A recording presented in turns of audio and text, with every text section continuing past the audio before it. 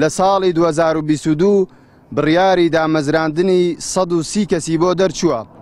لە مانگی نۆی 2022 بۆ کۆتاجار فۆرمی دامەزراندنەکە لە ڕێگەی ئۆنلاینەوە دابش کرا و پرۆسەکە کۆتایی هات.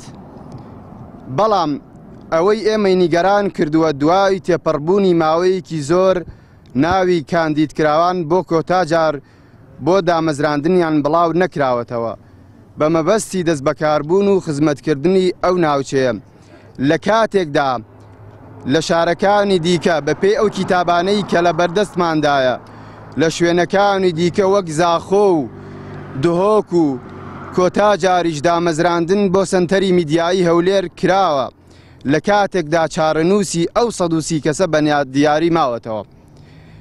لە کاتێکدا ئێمە ئەو کارمەندانە بووین لە کاتی کۆرۆنادا وەک سەرباز ئەجەنگاین بۆ پاراستنی تەندروستی هاوڵاتیان.